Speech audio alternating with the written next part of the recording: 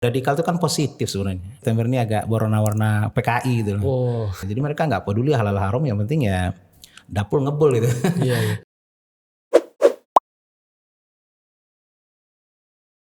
Bismillah.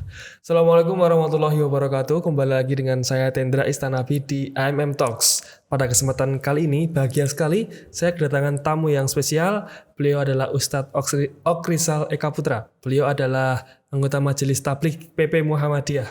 Assalamualaikum Ustadz. Waalaikumsalam warahmatullahi wabarakatuh. Ya, sehat gitu? Ya, alhamdulillah sehat. Ya, gimana aktivitasnya selama Corona ya kita mengikuti protokol kesehatan di rumah, keluar yang penting-penting aja, ngajar lewat online, banyak vitamin gitu, dan sering di rumah aja. Kalau jadwal pengajian keluar gitu? Sudah ada yang offline, beberapa sudah ada yang offline, tapi masih banyak yang online gitu. Masih banyak yang online. Ya. Kita akan membahas mengenai juga rintangan dan tantangan dakwah kita, terutama di era Corona ini, COVID ini. Ya. Menurut jenengan seperti apa, khususnya bagi para dai-dai, ustadz-ustadz, kiai-kiai, tentu saja pasti rintangannya lebih besar mungkin ya. Kita mulai dari surah Luqman ayat 17. Sana beliau berfirman, ya bunayya aqimis shalah wa'mur bil ma'ruf wa yanha 'anil munkar wasbir 'ala ma asabak. Kata Luqman kepada anaknya, wahai anakku, dirikan salat, amar ma'ruf nahi mungkarlah kamu, wasbir 'ala ma asabak, dan sabarlah sesuatu akan menimpamu gitu loh. Jadi beliau di sini sudah mengingatkan bahwa berdakwah itu bukan berjalan di karpet merah banyak taburan bunga itu. Kita berdakwah itu akan banyak nanti tantang dan rintangan. Kalau ditusuk tuh mungkin paling kecilnya lah gitu ya. Kalau Rasulullah saja berdakwah Nabi itu ya beliau dibully, balihonya dirobek-robek kayak gitu ya. Diboikot segala macam gitu, sampai nggak boleh 3 tahun bermuamalah dengan Bani Hashim gitu, sampai beliau diusir dari Mekah ya. Jadi dakwah kita itu mungkin di Muhammadiyah juga nih ya, harus banyak tantangan begitu gitu. Kalau dakwah tidak punya tantangan berarti dakwah kita salah selama ini. Makanya kita himbau kepada ormas-ormas dakwah ya, istiqomahlah dalam dakwah. Justru tantangan dan rintangan itu bagian daripada manisnya perjuangan gitu. Sebab pahalanya luar biasa dakwah ini. Jadi kalau pahalanya luar biasa, masa perjalanannya biasa-biasa saja kan nggak mungkin. Kalau terkait tantangan tadi, maksudnya setiap kelompok kan punya istilahnya jalan tertentu ya. Model lah kita anggap model tertentu, model mereka berdakwah. Kalau FPI misalnya dengan lebih ke nahi mungkarnya gitu. Mereka kan masing-masing punya tantangan tersendiri ya. Dan masing-masing juga bahkan saling bertentangan. Artinya tantangannya itu adalah justru kelompok atau golongan yang lain ya. Betul. Jadi secara internal ya memang kita akan berhadapan dengan saudara-saudara kita yang munafik gitu lah.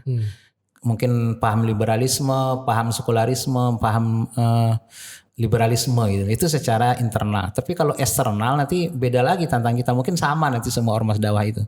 Kita akan menghadapi lantar doang ke Yahudi wala Nasara gitu. Mereka akan terus dengan sistem dan metode mereka untuk menghalangi jalan dakwah Allah ini, akan mereka tempuh caranya. Ya kalau misalnya dengan partai ya partai mereka bully gitu. Kalau misalnya orang ya orang mereka bully gitu. Nah, titik temunya nanti antara internal dakwah dengan eksternal nanti ketemunya di Islamofobia gitu loh. Jadi penyakit Islamofobia ini kan titik temunya antara orang munafik dengan orang kafir. Mereka bersatu di situ. Ujung-ujungnya gerakan mereka sama. Ya. Kalau kita amar ma'ruf nahi mungkar, mereka adalah amar mungkar nahi ma'ruf gitu. Ya itu yang kita lawan sebenarnya gitu loh. Iya.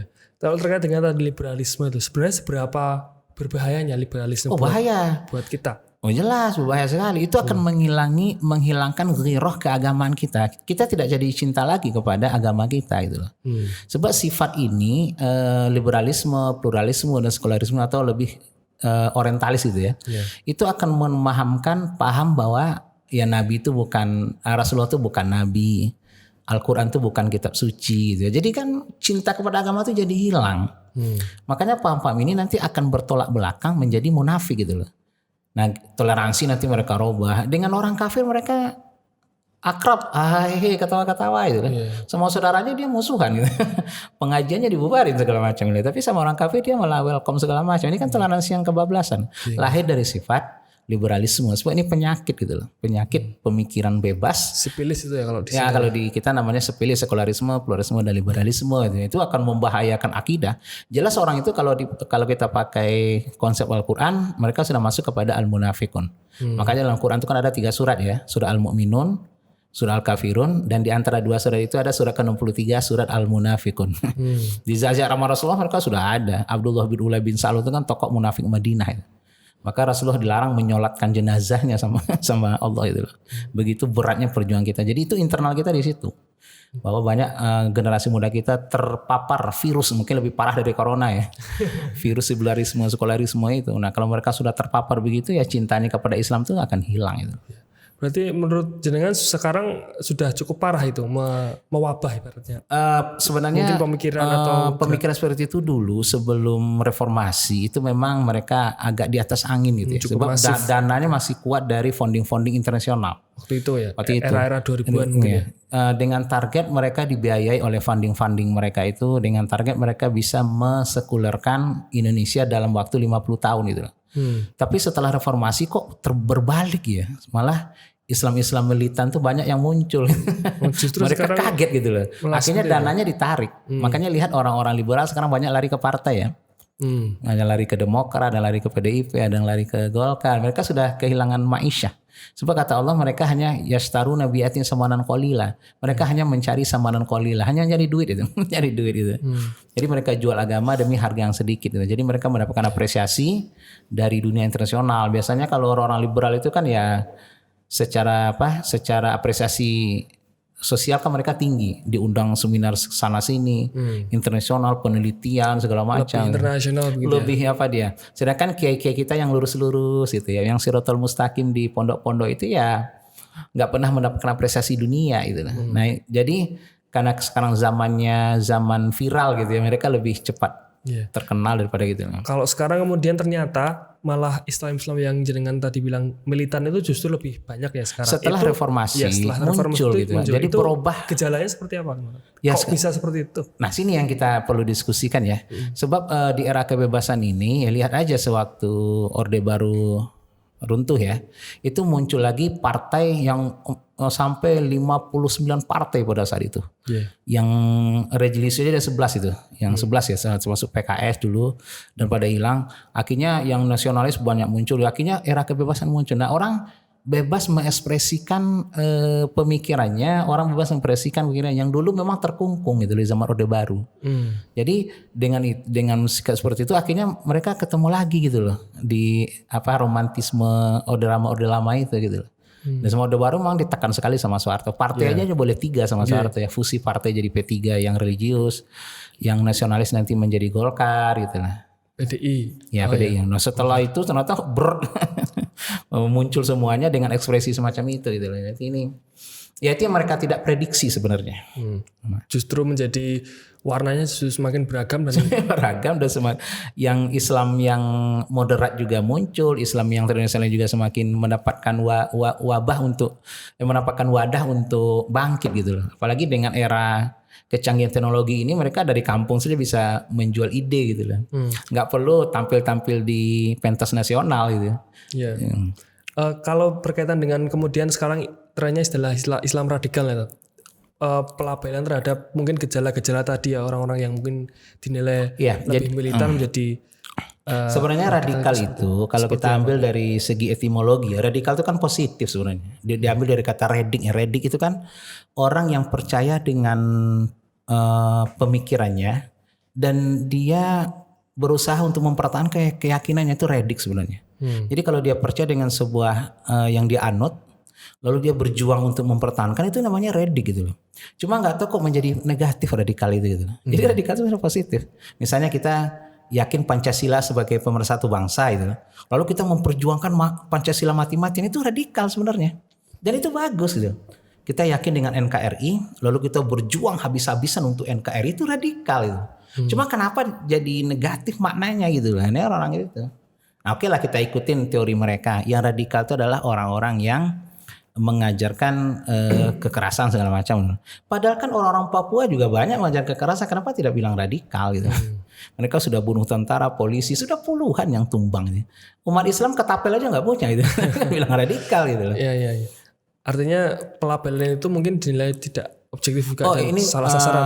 Ini global, kita bicara global ini. Kita bicara global. Indonesia itu tidak bisa dilepaskan dari pemikiran global. Ini kalau bahasa kita pesanan Barat ini. Supaya umat Islam itu disudutkan di mana-mana dengan stigma-stigma negatif. Padahal kalau masalah radikal, Israel juga radikal. Kenapa Israel yang sudah bunuh orang di mana-mana tidak pernah kata radikal muncul gitu. Umat Islam bunuh orangnya nggak pernah loh. Ya. Iya. Papua tuh punya senjata AK-47 loh. Umat Islam ketapel aja nggak punya sebelum. Nggak pernah umat Islam. Ini kan orang cadar dituduh radikal. Bahkan tidak pernah data gitu loh. Mana datanya orang cadar itu memberontak, orang cadar itu mukulin tukang bakso, tukang ojek, kan nggak pernah tuh.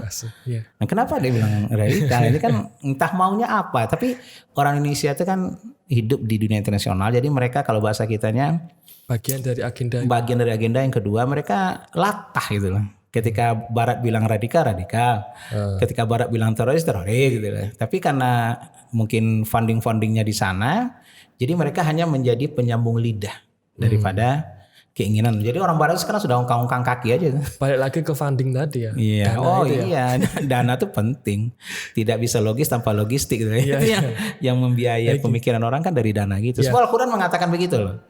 Ulaika allazina ishtaru bi ayatin samanan qalila. Mereka lah yang menjual agama ini dengan harta yang sedikit. Jadi ini termasuk duit gitu. Banyak mereka mendapatkan uang dari situ sangat luar banyak sekali. Jadi mereka nggak peduli halal haram, yang penting ya dapur ngebul gitu. Mereka lupa kalau kehidupan kita itu bukan di dunia tapi nanti di akhirat gitu. Ya kemudian yang terbaru nih kemarin kan sempat ada kejadian yang viral. Salah satu Ustadz ya, Syekh Ali Jabir ya. Yang kemudian semoga beliau sehat Allah. Tiba-tiba ditusuk seperti itu. Nah itu jenengan melihatnya seperti apa? Sebenarnya banyak versi yang harus kita diskusikan ya. Pertama memang ini kan bulan September nih. September Oktober ini kan kalau kita kaitkan dengan Uni Soviet dan Rusia, Bolshevik itu ya, itu kan Oktober juga dulu ketika Lenin menguasai gitu, Oktober juga. Indonesia juga kejadian 30 September gitu. Jadi September ini agak berwarna-warna PKI gitu loh. Nah PKI ini kan paling anti agama gitu. Orang agama kan dulu juga dibantai gitu. Jadi bisa jadi situ, bisa yang kedua juga memang kalau dikatakan dia orang gila kan sebenarnya dari dulu formatnya kan sama. Kalau orang gila itu kan ya nusuk orang sembarangan gitu ya. Dulu yang terakhir sempat di Bantul itu ya, ditusuk di musola kalau nggak salah ya. Iya, ada gitu. Jadi kejadian itu sebenarnya banyak gitu. Tapi kita ngambil hikmahnya saja. Ini sekalian untuk ormas-ormas Islam ya. Sekarang kita belajar di sebuah masjid di Baitur Rahman Pinggulalayan, bahwa di sana itu kalau sudah qomat itu masjid ditutup. Jadi nggak boleh lagi orang masuk. Kalau telat nggak bisa sholat gitu loh. Untuk menghindari yang seperti itu. Yang kedua kita usulkan kepada masjid-masjid itu kan kita punya takmir. Jadi sekarang kita jadikan takmir itu sebagai petugas keamanan. Jadi ketika sholat jemaah mereka 2 orang tidak sholat, menjaga keamanan dulu gitu. Kalau bisa melibatkan kokam segala macam gitu ya. Jadi nanti setelah sholat jemaah mereka baru nanti sholat gitu loh. Sekarang lebih ke situ. Sebab kadang-kadang jadi imam sekarang yang kejadian juga imam dibacok tuh segala macam ya. Itu kan karena mungkin keamanan kita kurang. Jadi monggo kepada masjid-masjid yang ada di Indonesia ya, sosialisasikan kepada jemaah. Pokoknya di masa corona ini, karena kita diuntungkan juga dengan corona gitu ya. Begitu qomat masjid kami kunci gitu loh. Setelah selesai jemaah kami buka lagi gitu loh.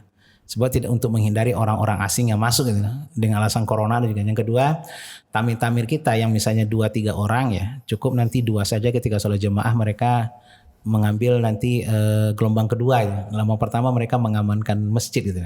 Sebab serangan-serangan begini tuh polanya sama dengan sebelum PKI meletus dulu gitu. Para alim ulama, para ustadz kita itu semuanya memang target mereka gitu. Sebab mereka nggak suka orang-orang yang tidak suka pikiran mereka itu memang satu kata bagi mereka bunuh gitu. Mereka nggak ada istilahnya diskusi-diskusi itu. Ya jadi menurut mereka mungkin Ustadz atau kiai itu justru dinilai lebih bahaya begitu. Coba mereka punya social power. Mereka ngomongnya didengerin orang. Diperintah jihad aja ikut gitu. Itu mereka khawatirkan gitu loh. Jadi orang-orang yang punya social power itu harus dihilangkan gitu. Dan sebenarnya bukan agama Islam saja ya. Di zaman-zaman Pol Pot, di zaman-zaman Uni Soviet gitu.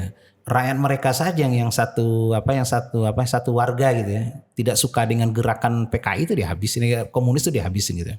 Sudah 20 juta orang di dunia mati karena komunis itu. Jadi mereka siapapun mau dari agama manapun, karena Islam ini mayoritasnya Muslim, ya musuh mereka adalah Islam gitu. Kalau menyinggung terkait komunisme, menurut jenengan era saat ini sebenarnya komunisme itu seperti apa mereka pergerakannya? Begini ya, komunis itu kan ideologi gitu, ideologi ini kan susah hilang gitu, susah hilang. Artinya dengan pergantian generasi pun dia tetap akan ada generasi-generasi yang melanjutkan itu.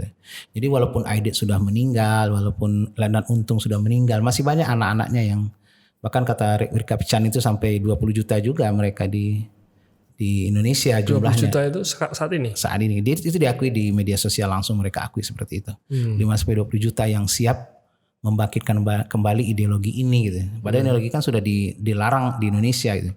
Jadi memang kalau kita lihat perjalanan bangsa kita ini, kalau presidennya dari militer ya, SBY, Soeharto itu, mereka nggak bisa bergerak katanya. Tapi kalau presidennya sipil seperti Habibie, Megawati, ya kami mereka lebih leluasa saya lihat. Perhatikan sini, saya perhatikan dari perjalanan kita berbangsa bernegara inilah. Karena mungkin kalau militer memang punya pengalaman tersendiri juga dengan punya trauma sendiri dengan PKI. Terbunuhnya 7 jenderal itu kan ya kena face to face langsung dengan PKI di zaman 65 ya. Jadi mereka punya traumatik sejarah, jadi tahulah itu ya. Makanya di zaman Soeharto itu kan sampai mereka dilarang jadi pegawai negeri gitu, lalu dibersihkan nama-namanya gitu. Surat tanda bersih diri itu kan ada, sekarang kan udah dihilangkan segala macam gitu. Jadi kita nggak tahu lagi tetangga kita seperti apa, kita nggak tahu itu. Iya. Kemudian kalau menurut jenengan ketika kita kan sering ada jargon atau mungkin kampanye bahwa kita sebagai bangsa negara ini berdampingan dengan berbagai golongan. Artinya mungkin tadi ada yang berideologi ini, ideologi ini. Nah, sebaiknya itu seperti apa kita? Sebenarnya kita memandang itu. Gitu. Kita sudah punya konsep ya, Pancasila dan Bhinneka Tunggal Ika. Itu Pancasila dan Bhinneka Tunggal Ika itu adalah rumusan ulama untuk kita bicara tentang negara. Jadi kalau kita bicara negara, kita pakai Pancasila gitu loh. Tidak melihat suku, tidak melihat agama, tidak melihat latar belakang gitu. Yang penting dia profesional gitu. Nah, ini yang kita pertingkatkan. Tapi kalau kita bicara agama, Islam ya Quran hadis gitu loh. Tapi kalau kita bicara negara, ya kita bicara Pancasila, ya. Kita bicara Bhinneka Tunggal Ika gitu. Nah, ini dua ini yang semakin dihilangkan menurut saya gitu. Makanya kemarin dengan mereduksi Pancasila menjadi HIP itu segala macam itu kan menghilangkan perekat bangsa gitu. Dengan inilah kita rekat selama ini gitu. Dengan Bhinneka Tunggal Ika. Bhinneka Tunggal Ika di bawah Garuda tuh. Itulah perekat bangsa itu. Jadi kalau kita bicara negara, kita bicara bangsa, ya kita bicara profesionalisme. Ya itulah Pancasila dan Bhinneka Tunggal Ika yang. Tapi kalau kita bicara agama, ya ulama yang harus kita dengerin gitu, karena mereka punya ilmu tentang Quran dan Sunnah gitu. Terkait UU HIP tadi, jangan melihatnya juga ada motif tertentu. Iya. Saya melihat gini. Jadi Pancasila itu kan sudah kalau bahasa kita sudah harga mati lah. Itu sudah final dirumuskan oleh founding father kita. Jangan utak-atik menjadi Trisila, menjadi Ekasila. Makanya itu juga menjadi bukti bahwa orang-orang yang selalu teriak-teriak saya Pancasila, ternyata mereka diraguin ke Pancasilaannya gitu loh. Justru orang dituduh anti Pancasila, mereka yang turun ke jalan menolak HIP gitu. Ketahuan tuh sekarang. Persis sebagian orang tua dulu kita bilang tong kosong nyaring bunyinya gitu. Jadi yang teriak-teriak itu dicurigai. Saya Pancasila, saya NKRI, dia yang pertama dicurigai seharusnya. Aidit itu 1 tahun sebelum berontak kepada NKRI, Aidit nulis buku loh. Merah warna bukunya tuh. Aidit membela Pancasila. Kemudian dia berontak kepada Pancasila. Jadi itu dicurigai. Makanya dulu saya Pancasila, saya NKRI. Tapi mereka berusaha menjadi 5 sila itu menjadi Trisila, jadi Ekasila itu. Nah, siapa yang membela itu kemarin? Umat Islam lagi gitu loh. Lah kenapa umat Islam dituduh tidak Pancasila gitu loh ya? Iya. Nah, kan terbukti sejarah sudah membuktikan sekarang siapa yang Pancasila, siapa yang tidak. Gitu. Iya. Kemudian terkait dengan menyinggung founding fathers ya. Banyak founding fathers kita yang tadi berasal dari Minang ya, Tat? Iya, Ustadz Okrizal ini juga dari berdarah Minang saya. berdarah Minang ya. Nah, kemudian kemarin sempat juga agak viral ya bagaimana intinya dalam pendirian Republik ini kan orang Minang berperan sangat besar waktu itu. Iya, dalam Banyak sekali ini, tokohnya yang kemudian tokohnya banyak sekali sampai tokoh besar banyak sekali. orde-orde baru itu. Nah, Pokoknya Pak Harto itu selalu menghadirkan orang Minang jadi menteri gitu. Makanya alhamdulillah negara itu aman gitu. Makanya saya ambil kesimpulan tambah sedikit orang Minang di pemerintahan ya tambah susah. Orang Minang itu yang punya jiwa leadership, pintar berdiplomasi gitu ya. Dia kan sudah terbukti dari sejarah dulu. Nah itu seperti apa sih iklimnya kok bisa banyak seperti itu waktu itu? Iya, jadi memang ya karena saya berdarah Minang ya, saya tahu sendiri. Ada, kalau bisa diketahui ada Agus Salim, ada Natsir, ada Bung Hatta, ada Hamka, banyak sekali, ada Tan Malaka, banyak waktu itu, ada Syahrir gitu ya. Banyak punya. Jadi memang orang Padang itu dari kecil memang sudah diajarkan berdiplomasi dengan berdemokrasi gitu. Dari kecil sudah dibiasakan. Yang kedua kami dibiasakan untuk hidup mandiri gitu. Orang mandiri itu kan lebih eksis daripada orang yang tidak mandiri gitu. Dan masalah tentang perjuangan dari dulu ya, dari orang Padang itu sampai imam pertama di Masjidil Haram saja yang dari luar negeri itu adalah orang Padang, Khatib Minangkabawi itu. Nah itu kan bukti bahwa orang Padang itu suka merantau kemana-mana, dan secara iklim sosiologis orang pendatang itu kan lebih eksis daripada orang setempat gitu. Karena dia lebih soalnya kalau nggak gerak nggak makan gitu. Sedangkan orang sekitarnya itu kan kalau nggak ada nasi di rumah bisa ke rumah budenya, Pak Leknya. Kalau ini kalau nggak kerja nggak makan. Jadi lihatlah kota-kota besar yang ada masuk orang-orang luar kan, mereka kan lebih menguasai ekonomi gitu. Sebab orang pinggiran ini nanti ya mereka lebih zona nyaman karena masih banyak saudaranya, nggak mungkin miskin lah gitu. Sedang kalau ini datang itu biasa begitu. Jadi berjuangan dan nilai agama sudah ditanamkan dari Padang dari kecil. Jadi kami dulu ada kecil itu belajar agama itu sudah bagian daripada sebuah kewajiban gitu. Jadi masalah tentang jihad gitu, tentang membela agama, mencintai negara itu sudah bagian daripada perjuangan kami dari kecil. Jadi sudah biasa lah. Maka kalau orang Padang, maaf ya kalau saya mengatakan bahwa masalah kepancasilaan orang Padang tuh nggak usah diragukan lah gitu. Masalah kebinekaan itu nggak usah diragukan. Bahkan banyak tokoh-tokoh Indonesia dulu sampai mengatakan ini, belajarlah kalian dengan orang Padang. Kenapa? Dimanapun dia berada dia tidak pernah bikin konflik gitu. Kalau Soekarno penyambung lidah rakyat, kalau orang Padang penikmat lidah rakyat. Banyak orang Padang ya, penikmat lidah rakyat. Ya, mungkin itu Tat pembicaraan kita. Ya, silalah. Saya kira menarik ya, kita tadi bicara banyak hal dengan Ustadz Okrizal, banyak hal tadi yang bisa kita bicarakan dan insya Allah bisa dipetik kebaikan dan hikmahnya. Ya, terima kasih Tat sudah hadir di studio MM Piungan, semoga bermanfaat. Terima kasih, kita akan hadir dalam podcast berikutnya. Assalamualaikum warahmatullahi wabarakatuh. Waalaikumsalam warahmatullahi wabarakatuh.